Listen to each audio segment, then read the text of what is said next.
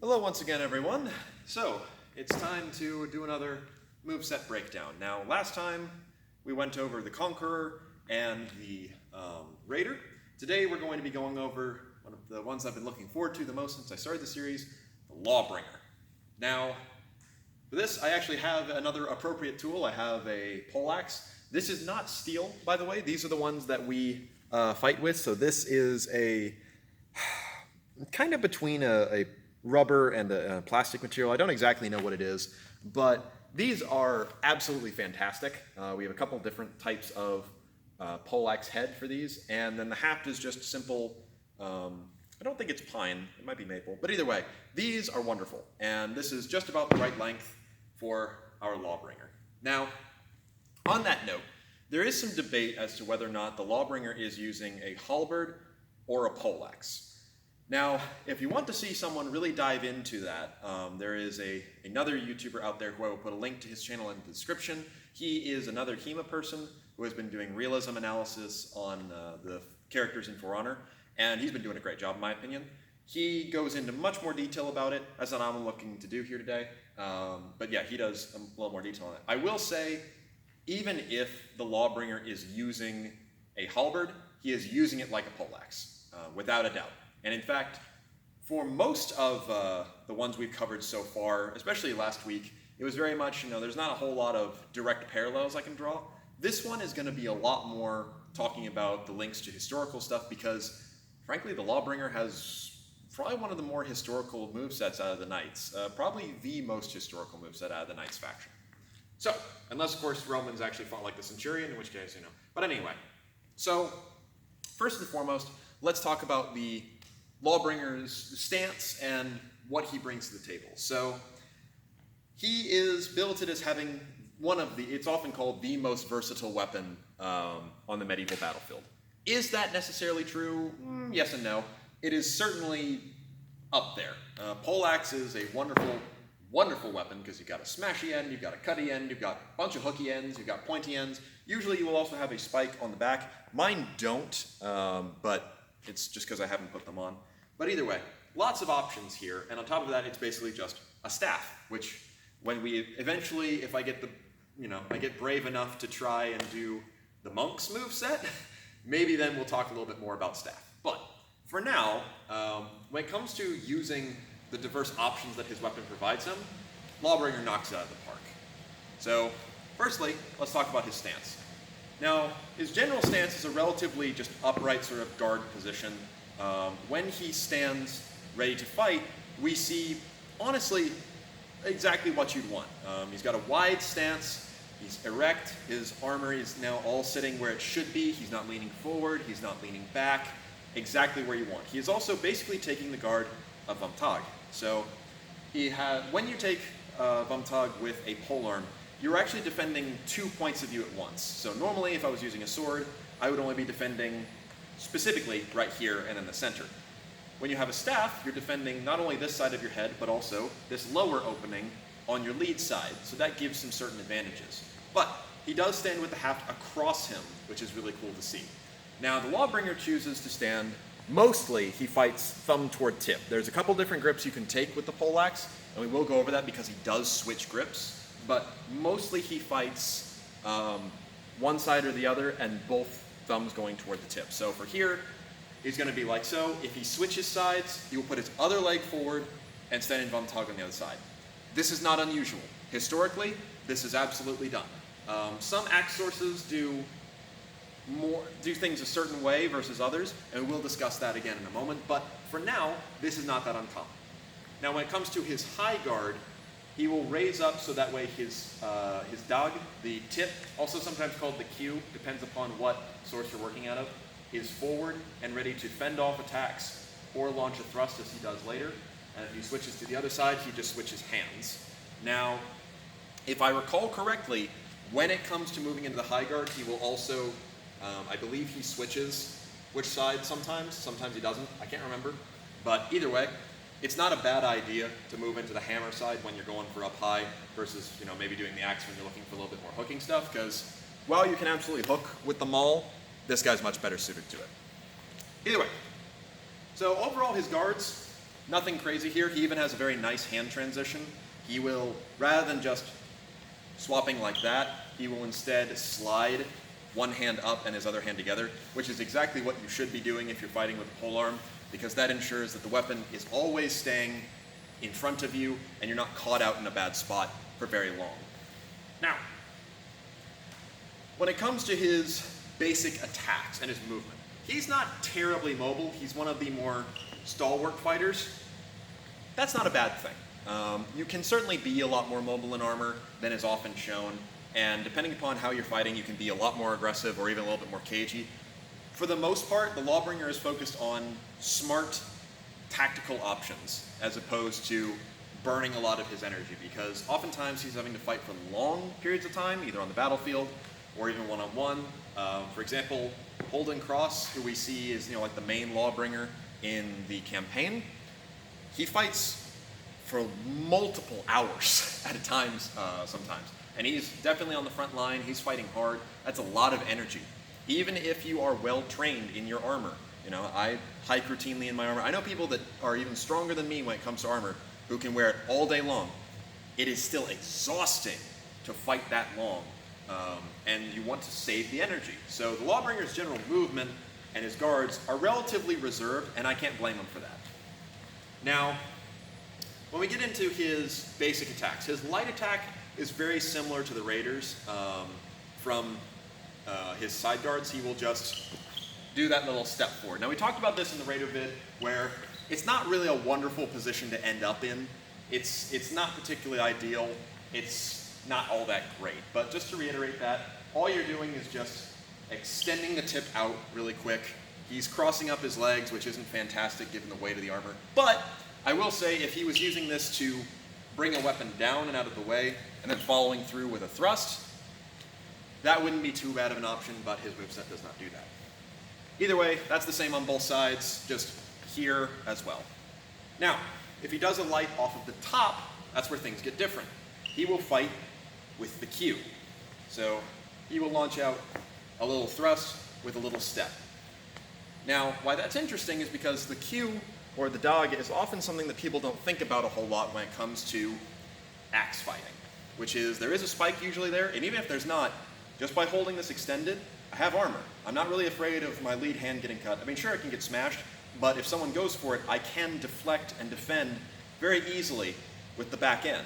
So oftentimes, depending upon the source you'll find, rather than committing the head forward, which can be hooked and pulled down, and then I'm stuck with not a really great defensive option, this can't be hooked as easily. It's a much better thing to put forward and fight with, and if someone does mess with it, I have that other end that I can bring in, which is kind of what the Lawbringer's going for here. So, he will deliver a little thrust, or on the other side, same idea, one of my particular favorite things to use when a Raider's charging. But anyway, so overall, nothing crazy so far. Now, when it comes to his heavies, again, nothing too out of the ordinary. The only thing I would say is that he rears up more than he needs to. If I'm here and I want to launch a passing step strike like he does, that's all I need to do. However, the Lawbringer will raise it up, then come through. And he does use fully swinging through as well as full passing steps, which the passing steps, absolutely. Always pass when you're swinging one of the important ends. However, swinging all the way through does actually go in contrast to what most axe sources recommend. Most of the axe sources, specifically Lejeune, which is not actually the person's name, Lejeune the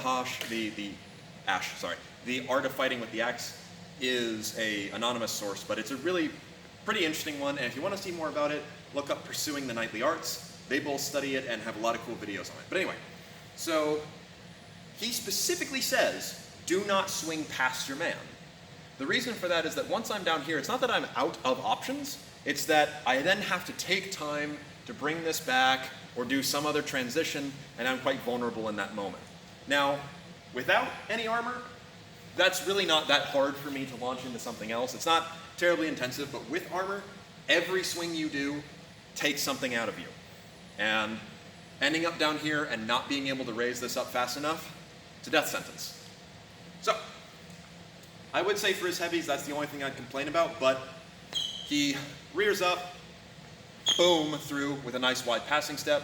If he goes to do it on the other side, he will switch hands and swing through once again. So, nothing crazy. What about over the top? Over the top, he will once again rear up before bringing it pretty much straight down. So here's that again. He's up into his guard. He will rear, boom. He does often slide his hand down, much like the Raider did, to get a little bit more reach. It's not that you can't do this. You can absolutely do this. Most times you don't want to because, again, if you end up in a bad spot, it's harder to fight from there. But not outside the realm of possibility. So now we look at, for example, his combo chains, because those are his heavies and his lights basically, but they change when you put them into combination. So for example, one of the better combos in my opinion is his heavy, light, heavy. He'll swing, boom, and then he'll launch out his light on this side, which will be a thrust with the tip. So here's that again. He will swing, thrust. Now that's excellent, because this is the thing that's already furthest forward. Boom, hard to argue with that. Now, the last heavy that we'll launch out of that is an interesting one, because that involves a hand switch, depending upon what side you do. So, for example, if I heavy out of my right, thrust with my left, and then do a heavy from my left again, he will not spin around. If you do a heavy from your right, he will spin around. Now, we'll do the not spinning version first so I can show the hand switch. So he launches that thrust. He is then going to flip the axe head back, and he's going to grab thumb to thumb. Now, he will also, usually strike with the maul as opposed to the axe blade. So he's doing a double transition here. Now the reason you might choose to do this is because one, thumb to thumb, it hits harder. I mean, when you have thumbs to same direction, you can get a lot more tip control, a lot more extension, and it can feel a little more natural. Thumb to thumb, on the other hand, it makes the ends a lot more even, and it also puts a lot more of you into the strike. Particularly at close range, it's a lot more devastating, as well as generally a good way to deal with someone who is in thumbs to tip. If I knock that aside and I'm in thumb to thumb, I can bring the other end very easily into play.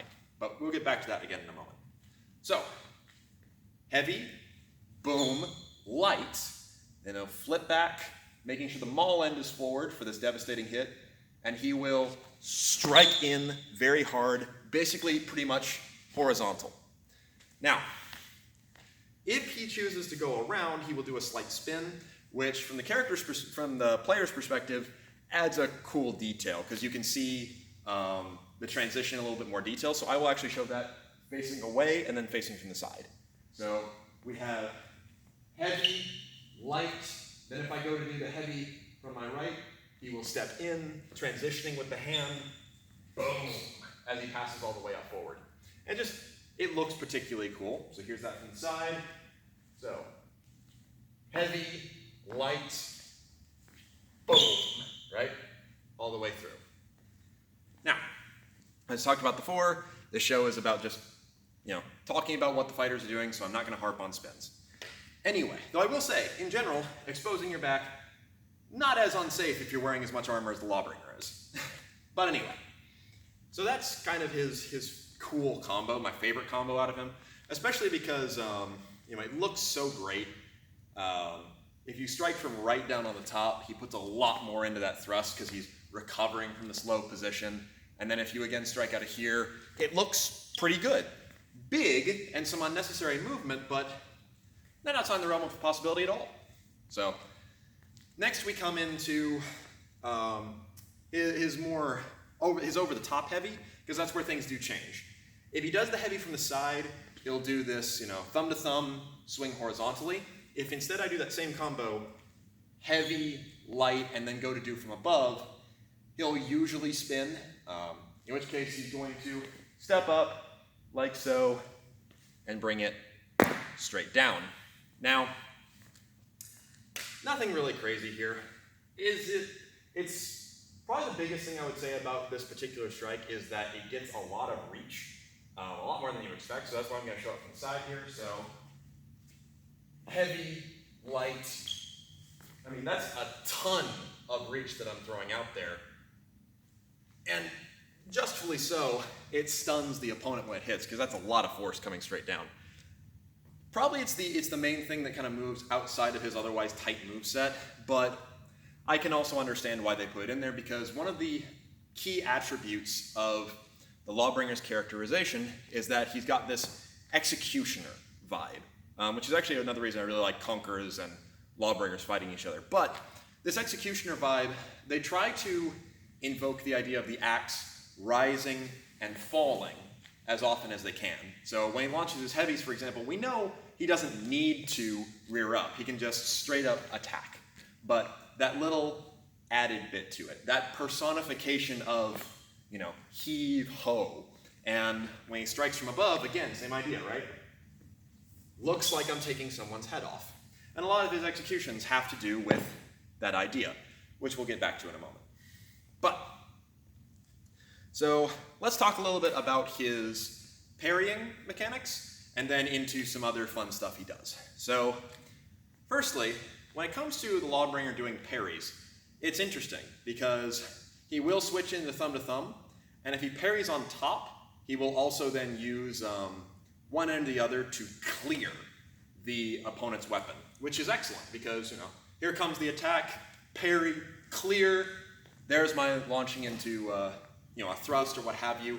Now obviously the character doesn't launch into that, he instead goes into a heavy hit, or you can also parry and then launch into a light attack or a heavy attack, which we'll get back to in a second.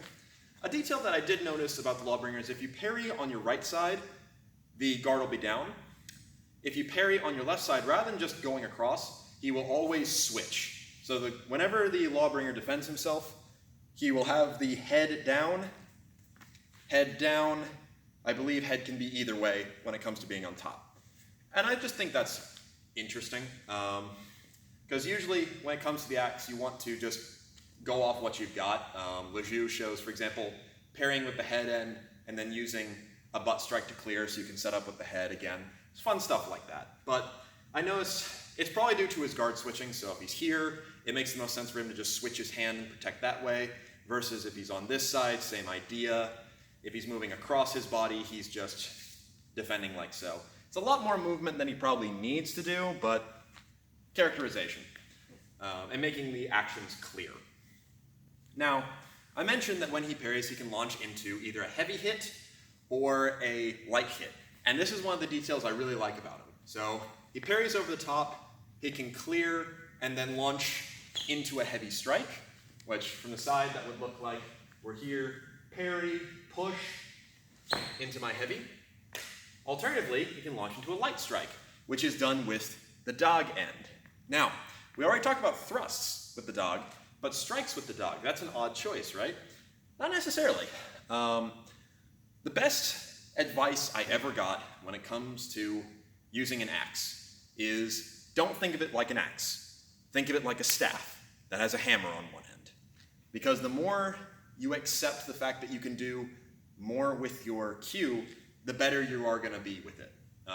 So, striking with this end is not necessarily going to do a ton of damage per se, though then again, given the Lawbringer is often fighting people who may not have helmets, it's not out of the question. If some shaman or whatever runs up where she doesn't have a helmet and she's like 5'2", and I belt her with the haft end, that fight is probably going my way.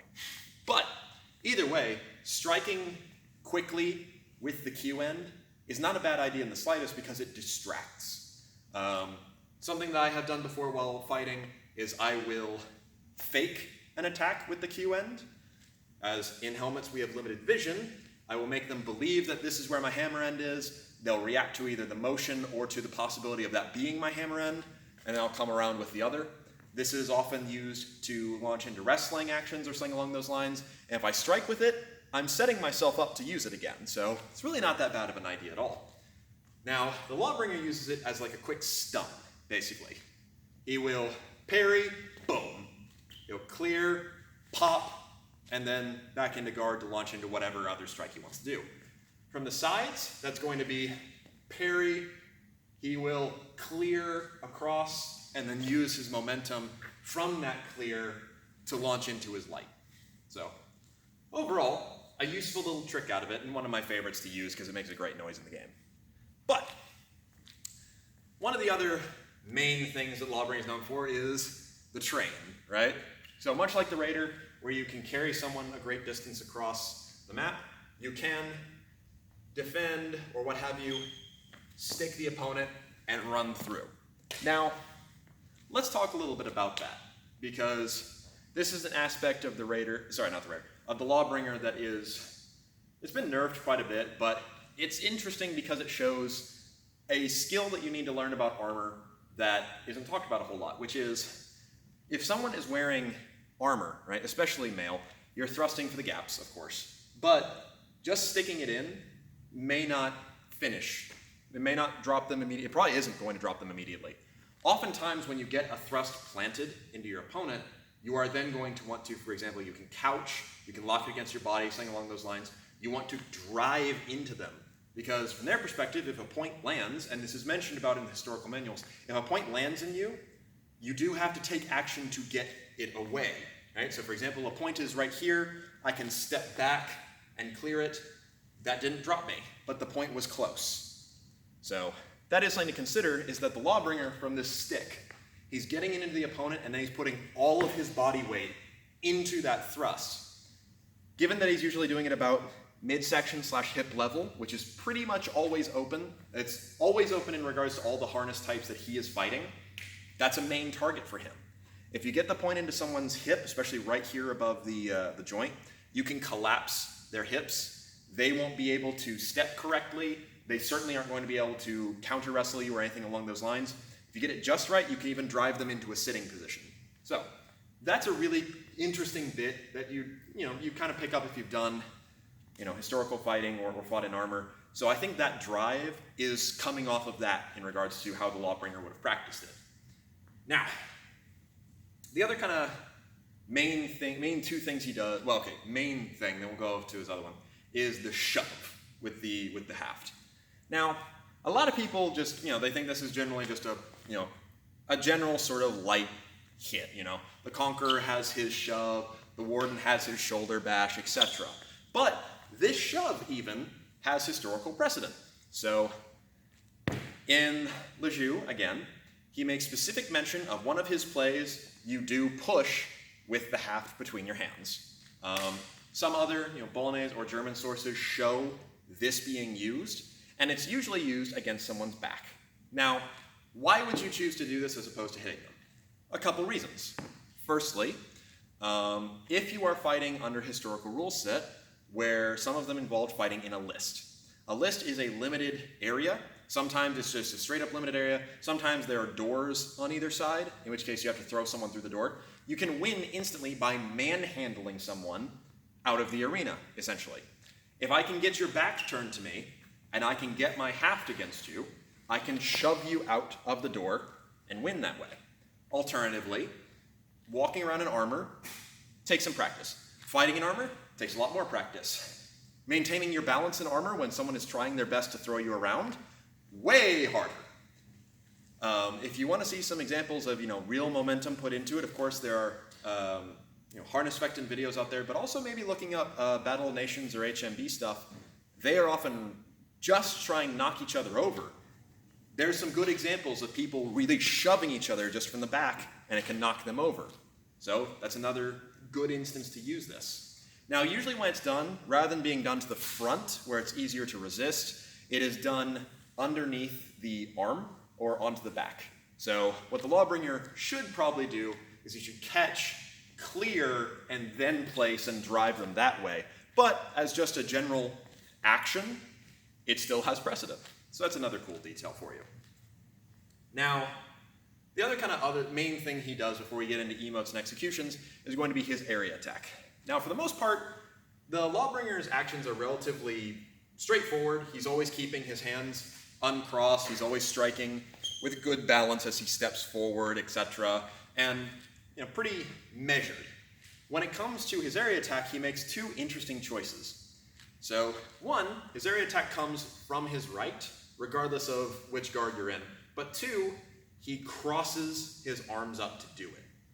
Now, does this have historical precedent? There are positions that show this. I believe Fiore has one, and I have seen a few others here and there. So this does exist. What does it do? Well, when you stand like this, you can put a lot of force into a strike from this side. And I do mean a lot.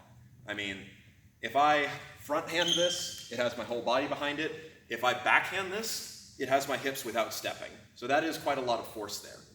Now, the other interesting detail about this is actively, he puts the blade end forward when he does it. So he's striking not with the maul, but now with the blade. And so what that'll look like in completion is we're here in guard. He will come back, make sure the blade end is up, boom, to clear as many in front of him as he can. So just another interesting detail there. And I will go ahead and show it again on this side. So we're here in guard, accent is forward, drop down, make sure the accent is forward, boom, and we're back in the guard. So now we come to emotes and executions. So far, we have a little bit of characterization in regards to the rise and fall of his axe, but for the most part, he fights pretty practically, uses good clearing actions, uses all parts of his axe as much as he can. Overall, just a solid armor fighter. I'd say that some of his actions are obviously a little bit too big here and there, because of course, you're trying to show the audience, as we've mentioned before, this is what this show is about, but all the pieces he's using, to one degree or another, are absolutely real. Now, when it comes to his emotes, once again, my boy kind of got robbed.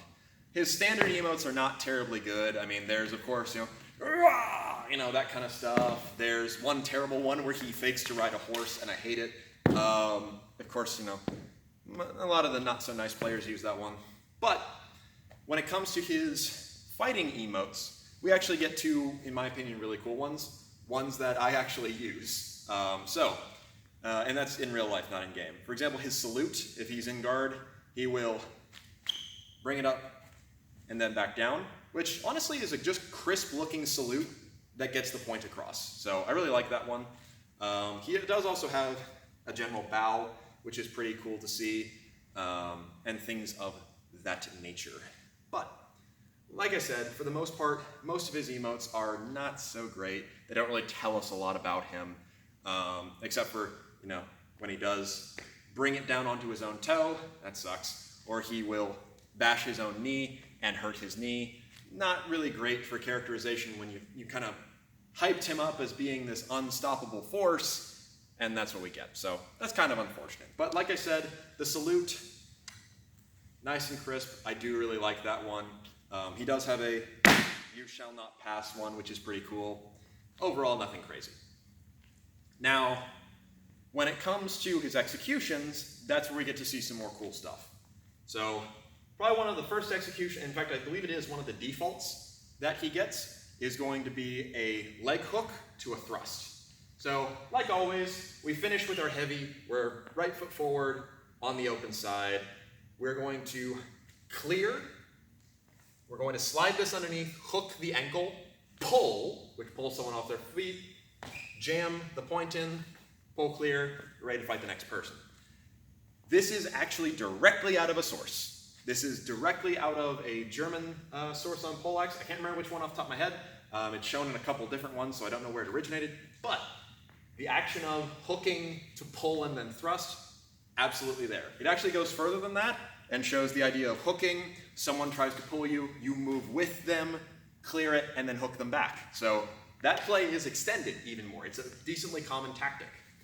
Now, the question you might be asking is, can someone actually pull a person fully off their feet with this movement? Yes, and it's not even that hard. So I have done this against a couple of my guys here and there when we were sparring, and it's really not that difficult. The trick with it is to make sure that you hook, and you're not pulling straight, you're pulling up with your whole body weight. You get that pull, they go up, then just straight back down, there's your thrust. So, really cool to see, straight out of the manual. Now, most of his others, not quite as good.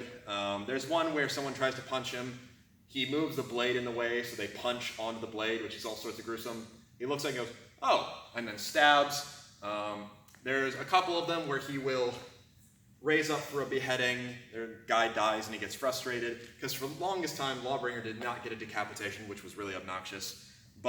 And there is one where he does knock the opponent to their knees. He will sharpen his axe and then come for the full beheading execution. Overall, nothing too exciting there. So the other one that I chose is one that uses, again, the versatility of his axe. So for that one, what you're going to do is you land, boom, you pull back, thrust for the knee, collapse the knee and cause the person to go to their knees. You're then going to drive up with the back end, once again hitting them with the haft to get their head up. You are then going to pivot around, tuck the axe into your arm, and as you come through, you take the head off. So here's that once again. We've landed, clear, thrust, smack, through, decap. Could you do this? That's a little bit grandiose, of course, but the movements that make it up are pretty cool. You've got a thrust to a vulnerable area to compromise their structure, the strike upward, not a bad idea if they're low or something along those lines. As for the cross hands decap, you can strike with your hands crossing. It's not unheard of. And it just uses pieces that he's already shown us. So that's the other reason I chose it. Now, I actually did forget to go over one more piece of his moveset, so we'll finish off with that. The flipping someone over your back. So what the Lawbringer will do is he will parry, and then he doesn't actually have to do it off parry, he can just do it off general stance, but he will shoot forward with the dog end underneath someone's legs, then he will lift them up onto his shoulders and chuck them over so they will end up behind him on their back. So the big question on everyone's lips is, can you actually do this? You can, absolutely. Now, it's going to take a lot of practice, the exact right timing and the exact right momentum of your opponent, but could you do this? Yes. I will say you can't do it exactly the same as the Lawbringer does it, because I slowed the footage of it down very, very closely. He seems to hook underneath their arm for some reason, which is just not going to be what you want. However, saying that, if you can hook underneath someone's arm, you do have the ability to turn them very easily. Same way that you would lock someone up in, for example, like a full Nelson or something along those lines, or that's a half Nelson. But anyway, you can use your haft as a wrestling device. So absolutely you could do that, but will you be able to lever someone entirely over you with just that? No. However, there is footage of, once again, HMB fighters. There's a guy from France who's particularly good at this. He's quite short. Opponents will come over and try to just knock him over. He'll duck underneath them and lever them right over his back because he's used to their momentum coming forward. He knows exactly where to put himself, and they'll go over. So, if you could get the axe haft between their legs, have them come giving you some forward momentum, at that point it just becomes the exact same as a fireman's carry throw. Nothing crazy here. You just get yourself underneath, lever them up so their center of gravity goes onto your back, and then just lift while keeping looking. They'll go over in theory. It'd take a very particular situation to get it, so I don't think you could do it consistently. But it's cool to see. And a good buddy who watches the channel and comments often used this technique to throw like 3 players off of that little narrow bridge once or twice, so, for all we know, the Lawbringer is the wrestling champion. But either way, that's kind of the Lawbringer's moveset. Is it a terribly diverse one compared to some other things? Not really. But it's got a lot of direct historical links and some overall very logical things in it. He's very conservative in his motion. He uses all the parts of his axe. And while I think he doesn't have terribly great executions or things of that nature, overall, as far as representing the devastation and versatility of the poleaxe, bang on the money. So either way, though, that is the Lawbringer's moveset. I'm going to maybe take a break from For Honor next and maybe do another hero from a different game. I haven't decided yet, but either way, we'll go over some other movesets and executions and things of that nature another time.